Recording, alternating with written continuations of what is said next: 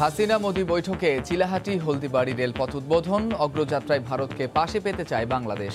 Vaccine দিতে ঢাকাকে সর্বোচ্চ গুরুত্ব নয়াদিল্লির।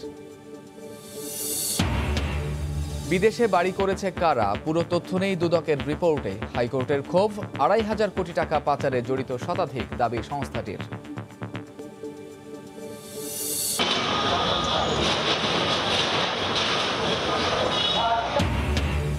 সকালে রিট, তারপরও ২ ঘন্টায় গুঁড়িয়ে দেওয়া হয় রাজধানীর সুন্দরবন মার্কেটের বেশ কিছু অংশ। অভিযানে নিষেধাজ্ঞা দিয়ে দক্ষিণ সিটির ভূমিকায় হাইকোর্টের ক্ষোভ।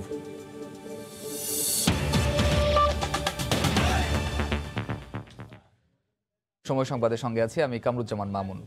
রেলপথে উত্তরাঞ্চলে আবারও যুক্ত হলো বাংলাদেশ ও ভারত। আপাতত পণ্যবাহী ট্রেন চলাচল শুরু হলেও আগামী বছর ২৬শে মার্চ থেকে পর্যটক বহনও শুরু হবে। ৫৫ বছর পর এই রেলযাত্রাকে কেন্দ্র করে উচ্ছ্বাসের ঢেউ আছড়ে পড়ে উত্তরের সীমান্ত বন্দর চিলাহাটিতে। রতন সরকারের রিপোর্ট, ছবি তুলেছেন শাকিল মাহমুদ। চিলাহাটি রেল স্টেশনে আবার সীমান্ত পারের হুইসেল বেজে উঠল ৫৫ বছর পর। তুমুল করতালি আর উল্লাসধ্বনির মধ্য দিয়ে নীলফামারীর চিলাহাটি থেকে ভারতের হলদিবাড়ির উদ্দেশ্যে পণ্যবাহী একটি ট্রেন যাত্রা করে ঠিক দুপুর ১টা ৩৫ মিনিটে। একসময়ের ব্যবসা বাণিজ্যের প্রাণকেন্দ্র উত্তরের চিলাহাটি প্রাণচাঞ্চল্য হারিয়ে ফেলে পাক ভারত যুদ্ধের কারণে। এত বছর পর আবার এই রেলপথ চালুর দিনে তাই হাজার মানুষের ভিড়, নতুন করে স্বপ্ন বুনন। আমরা অনেক খুশি, এটা দুই দেশের একটা সেতু বন্ধন হিসেবে কাজ করবে। উত্তরবঙ্গের ব্যবসা বাণিজ্য এবং এখানে রেল যোগাযোগ, দুই দেশের একটা দারুণ সম্পর্ক স্থাপন হবে। দুই দেশের মধ্যে রেলপথ চালু হওয়ায় প্রধানমন্ত্রী শেখ হাসিনার প্রতি কৃতজ্ঞতা জানায় সাধারণ মানুষ। অনেক উন্নতি করবে আমাদের দেশে এবং বিভিন্ন রকম রপ্তানি আমদানিতে সহায়ক হবে। এই প্রকল্পটা বাস্তবায়ন করার জন্য আমাদের প্রধানমন্ত্রী শেখ হাসিনাকে আমি অনেক ধন্যবাদ। আপাতত মালবাহী ট্রেন চালু হলেও ২৬ মার্চ থেকে যাত্রীবাহী ট্রেন চলাচল শুরু হবে। দুই দেশের মধ্যে শুধু নয়, পর্যায়ক্রমে ভুটান ও নেপালের সঙ্গে ব্যবসা বাণিজ্য সম্প্রসারণ ঘটবে। আমাদের অনেকদিন আশা ভরসা যে এটা চালু হলে পরে একেবারে আর ঢাকা থেকে সোজা উঠে একদম শিলিগুড়ি পৌঁছে যেতে পারবে। আগামী ২৬শে মার্চ ২০২১ সাল আমরা ঢাকা থেকে শিলিগুড়ি পর্যন্ত যাতে ট্রেন চলাচল আমরা করতে পারি, তার জন্য আমরা উভয় দেশের রেল বিভাগ আমরা সেইভাবে প্রস্তুতি গ্রহণ করছি। উত্তর সীমান্তের চিলাহাটি রেল স্টেশন থেকে ৩২টি ভারতীয় মালবাহী ওয়াগন নিয়ে বাংলাদেশের একটি লোকোমোটিভ ইঞ্জিন মুক্তিরহাট সীমান্ত রেখা অতিক্রম করে। ১৯৪৭ সালে ভারত পাকিস্তান ভাগের পরও এই পথে রেল যোগাযোগ চালু ছিল। ১৯৬৫ সালে পাক ভারত যুদ্ধের মধ্য দিয়ে বন্ধ হয়ে যায়। এর ৬ বছরের মধ্যে বাংলাদেশ স্বাধীন হলেও স্বাধীন বাংলাদেশের সঙ্গে প্রতিবেশী ভারতের এই রেল যোগাযোগ পুনঃস্থাপনে লেগে গেল ৪৯ বছর। রতন সরকার, সময় সংবাদ, চিলাহাটি, নীলফামারী। বাংলাদেশ ভারতের ঐতিহাসিক এই মুহূর্ত ধরা দেয় শেখ হাসিনা নরেন্দ্র মোদী ভার্চুয়াল বৈঠকে। সকালে গণভবন থেকে বাংলাদেশের প্রধানমন্ত্রী ও নয়াদিল্লি থেকে যুক্ত হন নরেন্দ্র মোদী। প্রতিবেশী হিসেবে বাংলাদেশকে সর্বোচ্চ প্রাধান্য দেওয়ার কথা জানিয়ে নরেন্দ্র মোদী করোনা ভ্যাকসিন সহায়তার ক্ষেত্রেও দুই দেশের সম্পর্ককে আরও দৃঢ় বলে আখ্যা দেন। এ সময় শেখ হাসিনা বলেন, মহামারীকালে অর্থনৈতিক অগ্রযাত্রায় ভারতকে পাশে চায় বাংলাদেশ। কথা ছিল মুজিব বর্ষের আনুষ্ঠানিকতায় সশরীরে ঢাকায় এসে যোগ দেয়ার। মহামারীর বাধায় সেটি ভেস্তে গেলেও এবার ডিজিটাল মাধ্যমে বৈঠকে বসলেন ভারত ও বাংলাদেশের প্রধানমন্ত্রী।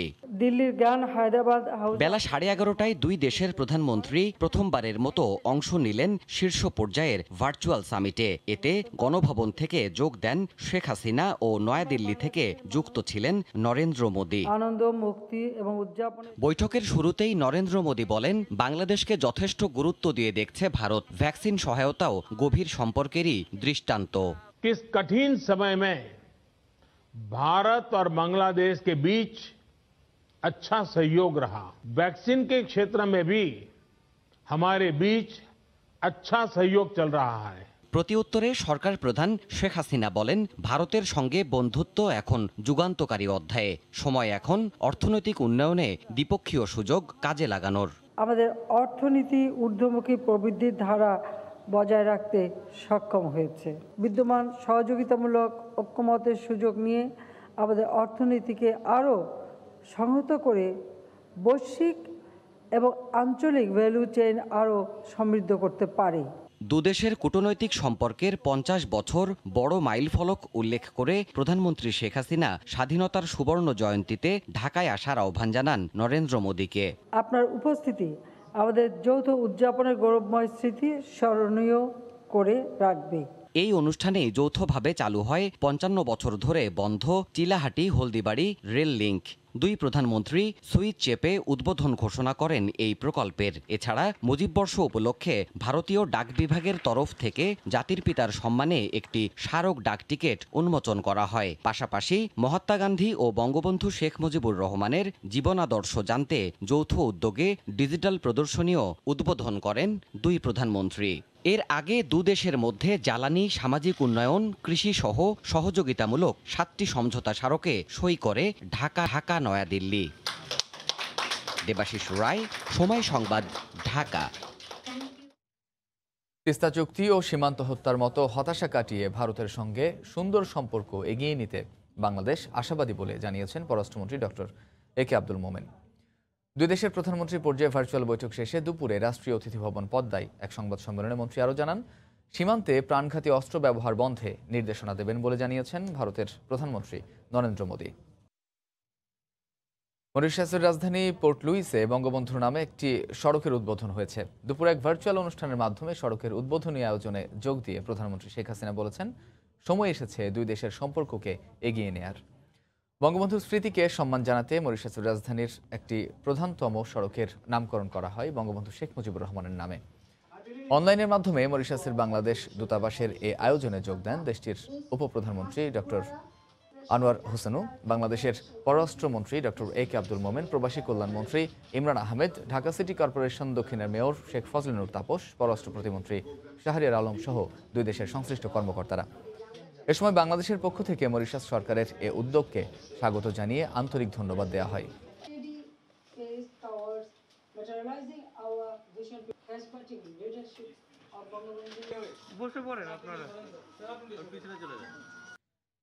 এক বছরের মধ্যে পদ্মা সেতুতে যান চলাচল শুরু করতে দিন রাত কাজ চলছে। বর্তমানে 2 শিফটে কাজ হচ্ছে। জনবল বাড়িয়ে 3 শিফটে কাজ হলে দ্রুত শেষ করা যাবে বলে মনে করছে সেতু কর্তৃপক্ষ। সাইফুল ইসলামের ছবিতে হেসান জুয়েলের রিপোর্ট। পদ্মা সেতুর পাইল ও স্প্যান বানানোর ইয়ার্ডে গত 4 বছর ধরে চলেছে ব্যস্ততা। হাজার হাজার কর্মী দিনরাত কাজ করেছে সেখানে। এখন একই অবস্থা চলছে স্ল্যাব বানানোর ইয়ার্ডে। স্প্যানের উপর ও নিচের অংশে বসানোর জন্য প্রায় 3000 করে স্ল্যাব বানাতে হচ্ছে ইয়ার্ডে। শুরুর দিনগুলোতে পদ্মা সেতু প্রকল্পে কাজ করেছে 4200 দেশীয় শ্রমিক ও 980 জন চীনা নাগরিক। তবে করোনার প্রাদুর্ভাব শুরুর পর কিছুটা হোঁচট খায় কাজ। নববর্ষ উদযাপন করতে দেশে গিয়ে ফিরতে পারেননি 400 চীনা নাগরিক। প্রকল্প এলাকা ছেড়ে যায় 2200 দেশীয় শ্রমিক। ফলে প্রত্যাশার তুলনায় ধীর হয়ে আসে প্রকল্পের বিভিন্ন অংশের কাজ। এ অবস্থায় নতুন করে শুরু হয়েছে জনবল সংগ্রহ।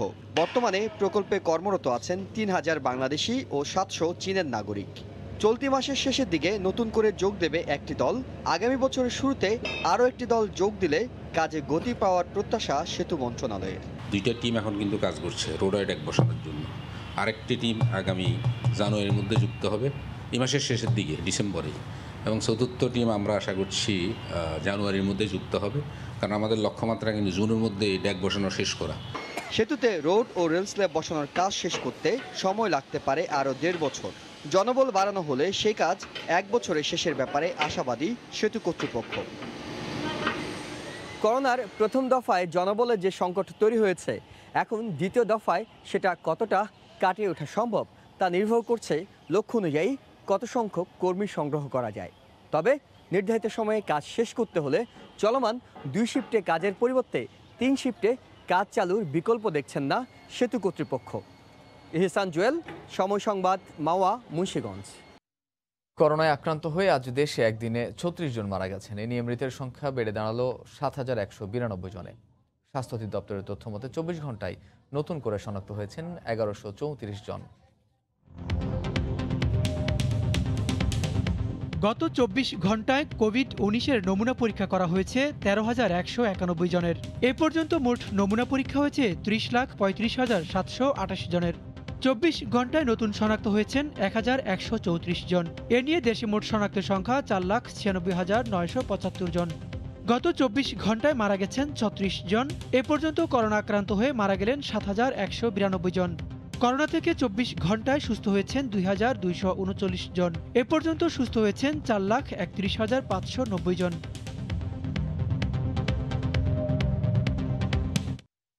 চালুর 7 বছর পরেও ব্যবহারকারীদের আকৃষ্ট করতে পারেনি পানগাঁও ইনল্যান্ড কন্টেইনার টার্মিনাল। এই টার্মিনাল দিয়ে আমদানি কিছুটা বাড়লেও রপ্তানি হয় নামমাত্র। অবকাঠামো সমস্যা, যথাসময়ে জাহাজ না পাওয়া ও পণ্য পরিবহনের সময় বেশি লাগাকে দুষছেন ব্যবহারকারীরা। যদিও প্রায় সব সুবিধা আছে দাবি করে ব্যবসায়ীদের ওপর দোষ চাপাচ্ছে বন্দর কর্তৃপক্ষ। হাজরা শিউলের রিপোর্ট। চট্টগ্রাম বন্দর থেকে নৌপথে নিরাপদে ও কম খরচে পণ্য পরিবহনের জন্য 2013 নভেম্বরে পানগাঁও আইসিটি চালু করে সরকার। 32টি প্রতিষ্ঠানকে লাইসেন্স দেওয়া হলেও মাত্র 10টি জাহাজ এই রুটে কন্টেনার পরিবহন করছে। ব্যবসায়ীদের অভিযোগ, কন্টেনারের ভাড়া বেশি এবং প্রতিদিনই জাহাজে না থাকায় পানগাঁও দিয়ে পণ্য পরিবহনে আগ্রহ হারাচ্ছেন তারা। এছাড়া নেই পর্যাপ্ত ব্যাংকিং সুবিধা ও শিপিং লাইনের অফিস। শিপিং লাইনের কন্টেনার ভাড়া ডাবল, তারপরে এখানে কানেক্টিংয়ের ব্যাপার আছে। দেখা যায় যে জাহাজ আইসা মাল আইসা পড়ে থাকে, কানেক্টিং জাহাজ পাওয়া যায় না। আমার এই একটা কন্টেনার আইসা রয়েছে 1 মাস ধরে, 1 মাসের মধ্যে সে মাল এখান থেকে জাহাজ পাচ্ছে না। তো এই সমস্যাগুলো সমাধান করতে হবে। বিভিন্ন মাসুল কমানোয় পানগাঁও দিয়ে আমদানি কন্টেনার পরিবহন কিছুটা বাড়লেও অধিকাংশ সময় খালি কন্টেনার নিয়ে ফিরে জাহাজগুলো। এই বন্দরকে পুরোদমে সচল করতে প্রয়োজনীয় যন্ত্রপাতি ও অবকাঠামো সুবিধা সহ শিল্পাঞ্চলগুলোর সঙ্গে সংযোগ স্থাপনের দাবি সংশ্লিষ্টদের। রপ্তানিমুখী প্রতিষ্ঠানগুলো সবগুলোই ঢাকা শহরের বাইরে, যাদের জন্য পানগাঁও যাওয়ার থেকে চিটাগং যাওয়া অনেক বেশি সহজ হয়। কস্ট ওয়াইজও যদি বলি বা সময় হিসাবে যদি বলি, সেই জন্যই কিন্তু পানগাঁওটা রপ্তানির জন্য ওইভাবেই সেটা যাচ্ছে না। এক্সপোর্টের ক্ষেত্রেও কন্টেনারাইজ করার জন্য দেরি হচ্ছে, বা এক্সপার্ট লেবার, অন্যান্য সাপোর্টিং ইকুইপমেন্টগুলো আরও বাড়ানো দরকার, প্লাস বিজনেস ফ্রেন্ডলি এনভায়রনমেন্ট। যদিও চট্টগ্রাম বন্দর কর্তৃপক্ষের দাবি, যোগাযোগে কিছুটা সমস্যা থাকলেও অন্যান্য সব সুবিধা আছে এখানে। জাহাজ যাদের আছে তারা বললেন যে কন্টেনার নেই, কন্টেনার যারা আনেন তারা বলেন করেন যে সবসময় জাহাজ নেই। এই দুটোর উন্নয়ন ঘটানোর জন্য ট্যারিফ কমিয়েছি 70%। বছরে 1.25 লাখ টিউএস কন্টেনার হ্যান্ডলিংয়ের সক্ষমতা থাকলেও গত অক্টোবর পর্যন্ত পানগাঁও আইসিটি কন্টেনার হ্যান্ডলিং করেছে 16,000 টিউএস। হাজেরা শিউলি, সময় সংবাদ, ঢাকা। দেশের বৃহত্তম চালের মোকাম কুষ্টিয়ার খাজানগরে লাফিয়ে লাফিয়ে বাড়ছে চালের দাম। সপ্তাহ ব্যবধানে প্রায় সব ধরনের চাল কেজি প্রতি বেড়েছে 4 থেকে 5 টাকা পর্যন্ত। আর দাম বাড়ার জন্য মিলারদের কারসাজিকে দায়ী করছেন ভোক্তা ও খুচরা ব্যবসায়ীরা। তবে মিলারদের দাবি, বেশি দামে ধান কেনায় বাড়ছে চালের দামও। এস এম রাশেদের পাঠানো তথ্য, বাবুল হোসেনের ছবি নিয়ে রিপোর্ট।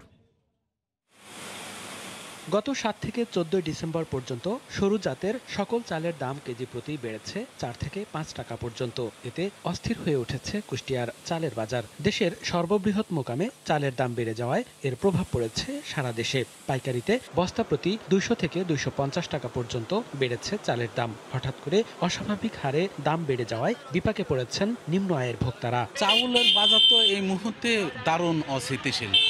যেমন প্রতি কেজি চাউলে মিনিকেট বলেন, বাসমতি বলেন আর কাজললতা বলেন, 3 থেকে 4 টাকা প্রতি কেজিতে বেশি।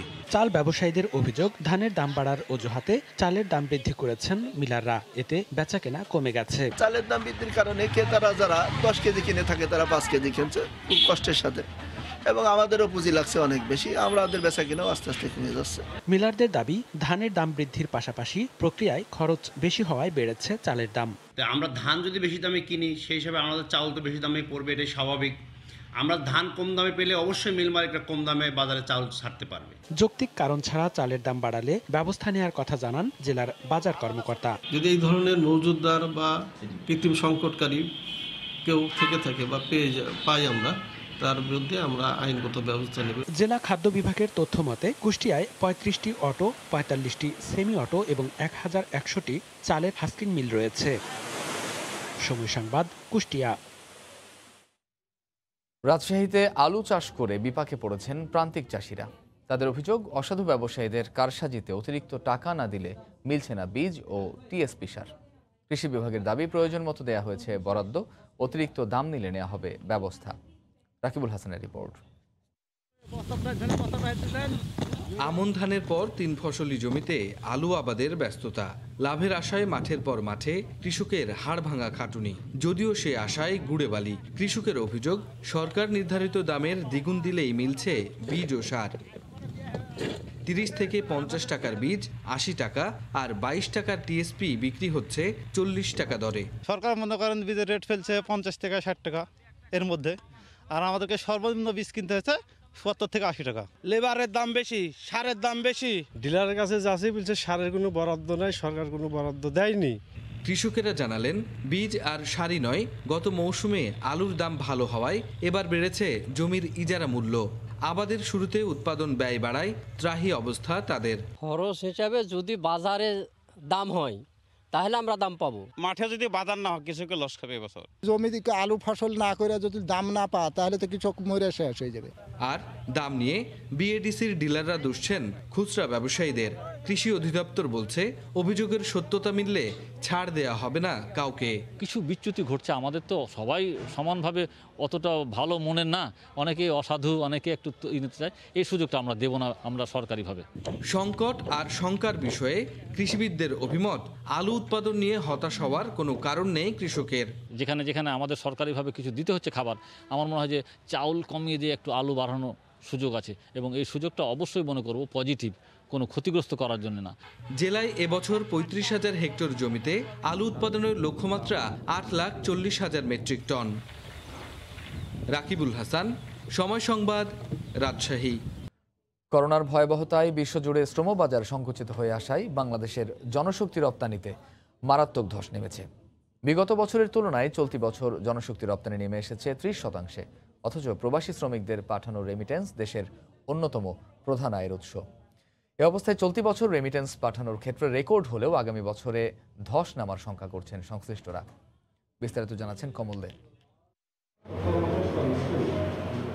এমনিতে করোনা সংক্রমণে বছরের শুরু থেকেই বিশ্ব বিপর্যস্ত, এখনও সে রেশ কাটেনি। এর সবচেয়ে বড় প্রভাব পড়েছে দেশের জনশক্তি রপ্তানিতে। চলতি বছরের 15 ডিসেম্বর পর্যন্ত জনশক্তি রপ্তানি হয়েছে মাত্র 1,96,499 জন। অথচ তার আগের বছর এই সংখ্যা ছিল 6,34,124 জন। এর বাইরে করোনা সংক্রমণ এড়াতে গত 10 মাসে বিভিন্ন দেশ থেকে 1 লাখের বেশি শ্রমিক দেশে ফিরে আসে। সীমিত আকারে যাচ্ছে, ওই দেশের বিধিনিষেধ বিভিন্ন কারণেই এই কোভিডকালীন সময় আমাদের কর্মীরা কম যাচ্ছে। জনশক্তি রপ্তানিকারক জেলাগুলোর মধ্যে প্রতি বছরই চট্টগ্রাম থাকে প্রথম সারিতে। গত বছর চট্টগ্রাম থেকে বিভিন্ন দেশে 34,756 জন শ্রমিক গেল, চলতি বছর শ্রমিক গেছে মাত্র 10,861 জন। মানদাতার আমলের সিস্টেম অনুপাতে আমরা মেডিকেল দিলে 10 দিন পর, ভিসা লাগাইতে গেলে আরও 15 দিন, পুলিশ ক্লিয়ারেন্স দিতে গেলে আরও 15 দিন, এই হিসাবে আমাদের 2-2.5 মাস বা 3 মাসের আগে আমরা কাউকে ফ্লাইট দিতে পারি না। গত বছর বাংলাদেশে রেমিটেন্স এসেছে 1,820 কোটি মার্কিন ডলার, কিন্তু চলতি বছর তা 20 মিলিয়ন মার্কিন ডলার ছাড়িয়ে গেছে। তবে জনশক্তি রপ্তানিতে ধস নামায় আগামী বছরের রেমিটেন্সে তার প্রভাব পড়ার শঙ্কা সৃষ্টি হয়েছে। যারা আসছে তারা যেতে পারতেছে না, যারা ওখান থেকে আসবে ওরা আসতে পারতেছে না। এই রেমিটেন্সটা তো আমাদের বাংলাদেশে ব্যাংকের মাধ্যমে বিভিন্নভাবে আমাদের বাংলাদেশে টাকাটা আসতো, তো এইটা বন্ধ ছিল 6 মাস, যে এই প্রভাবটা অবশ্যই আমাদের এই ইয়াতে পড়বে। বিশ্বের 173টি দেশের সাথে বাংলাদেশের জনশক্তি রপ্তানির চুক্তি রয়েছে। কমল দে, সময় সংবাদ, চট্টগ্রাম। এ পর্যায়ে শীর্ষ সংবাদ জানিয়ে দিচ্ছি আরেকবার।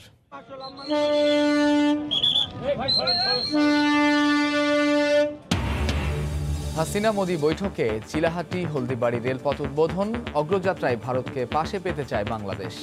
ভ্যাকসিন দিতে ঢাকাকে সর্বোচ্চ গুরুত্ব নয়াদিল্লির। বিদেশে বাড়ি করেছে কারা, পুরো তথ্য নেই দুদকের রিপোর্টে। হাইকোর্টের ক্ষোভ, 2,500 কোটি টাকা পাচারে জড়িত শতাধিক, দাবি সংস্থাটির।